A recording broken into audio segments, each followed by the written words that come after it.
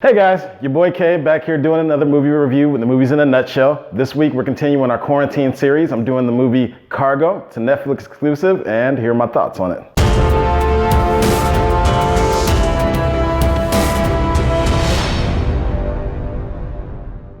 This movie stars Martin Freeman. Some of you guys may know him from Hitchhiker's Guide to the Galaxy, or he was also in The Hobbit apparently. I don't know, because those movies suck. The movie takes place in post-outbreak Australia. While the virus that's consumed the world isn't necessarily shown in the beginning, you do find out about it later. The movie centers around a mother-father traveling down a river with their child. They're in what appears to be a houseboat. I've never seen one of these. It's a literal, it's not a boat that has an apartment that you sleep. It's a house on water floating down the river. It's fucking crazy. It's Australian, whatever. The family starts to run low on supplies when they come across a sunken personal yacht. Andy, the husband, decides to go check out the yacht while his wife Kay is sleeping and finds a treasure trove of food enough to keep them going. After Andy brings the food back, Kay, seeing how much it is, decides to go and check the boat out herself. When she's trying to leave, she gets grabbed and pulled back in and bitten by what we find out to be a zombie. That's what destroyed the Australian world, apparently. So Kate being bitten by a zombie, apparently the transformation time happens within 48 hours. So they abandoned their houseboat and decided to go inland, stealing an abandoned car in search of a doctor. While driving, they come upon a man in the road and Andy swerves out of the way, trying not to hit him, ends up striking a tree, which impales Kate with the branch. Martin, seeing this, passes out from shock, only to awake hours later with Kate turned into a full zombie. As he attempts to rescue their baby daughter from the back seat, he ends up getting bit by Kate. From there, the movie turns from the survival of a family to a father who's essentially already dead, having bitten by a zombie, looking for some place he can leave his daughter where he knows she'll be safe. After traveling for a while, they stumble upon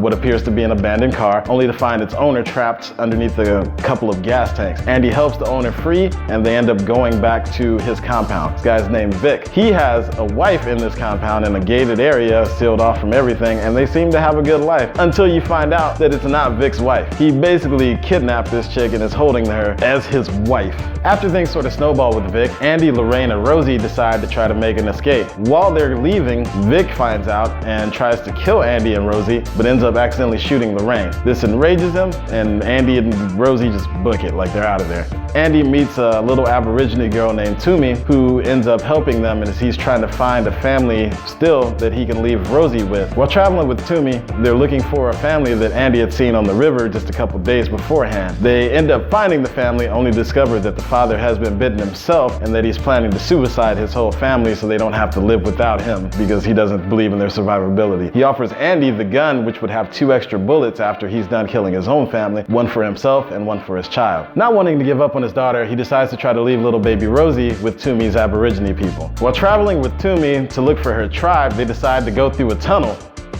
Fuck, that's too many T words rapidly, and I'm drunk, guys. I don't know about you, but this shit's difficult. This is definitely not our first try with this. While traveling with Toomey to find her tribe, they end up having to go through a tunnel where they see Vic, surprisingly. A fight breaks out between Andy and Vic, where Vic ends up shooting Andy right in the gut. But he's halfway a zombie at this point, so that's a moot point. He also knocks out Toomey and threatens to kill baby Rosie before finally giving her back to Andy to let him carry on with his journey. Feeling himself turn more into a zombie, he decides to bind his hands and clamp his mouth shut so that he won't be able to attack his daughter and Toomey. They end up making it to little Toomey's tribe, who turns out these Aborigines are these badass zombie killers, so they end up having to murder Andy as he's, fully a zombie at this point. And little baby Rosie lives happily ever after with the Aborigines.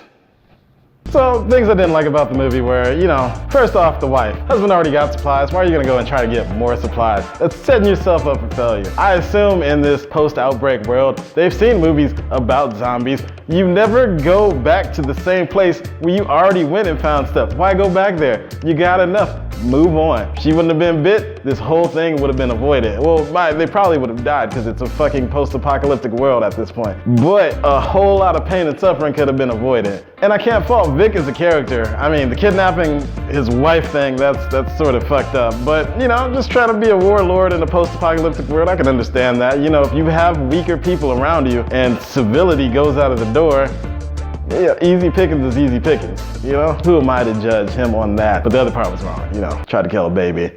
What I can't relate to is the family that Vic tried to leave his child with towards the latter half of the movie. The father being infected and then choosing to take himself out as well as his kids and his wife. You gotta think about it. They're in the middle of fucking Australia. Australia's huge, first off, and it just seems like they're in the bush. I don't see any major towns or cities or anywhere near these people. So instead of leaving his wife and two small children to fend for themselves when they probably don't know how to, it's a fucking mercy that he took them out with him. And honestly, I can't say that I would do any different. I kind of want to be an Aborigine. They seem really good at killing zombies. Like, they're just fucking made for it. Like, I mean, they just team up, throw out some smoke. They got the white stuff they put on that apparently zombies can't see them. They're just sitting there with their pointy sticks. I also want to make it my life's mission to find one of these houseboats. Not the bullshit houseboat, but like a true house on water. That just seems classy as fuck. Like, hey, come over, dog, to my house. Oh, where is it? I'm about like 3 miles where I was from yesterday. Come on, though. Get rocking. No laws in the ocean, baby.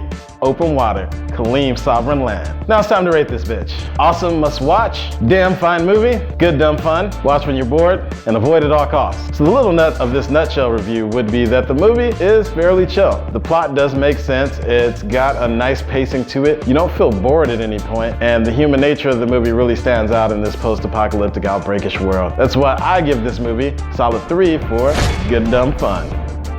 Let me know what you guys thought about the movie. You can vote in the poll above, or you can let me know in the comments down below how you think you'd feel or survive in a post-apocalyptic zombie world. Be sure to like and subscribe. Remember to turn on those notifications. And as always, thank you. Big ups to Neft Vodka for sponsoring us, letting us shoot here. Amazing place, amazing guys, amazing company. And most importantly, it's Neft, or it's nothing. Thanks for watching, and I'm Kay. This has been Movies in a Nutshell, and there's a fucking line over there on that wall with the dude behind him in board shorts, and he's pulling a case of fucking Neft. So, I mean, if that's not classy, then what the fuck is?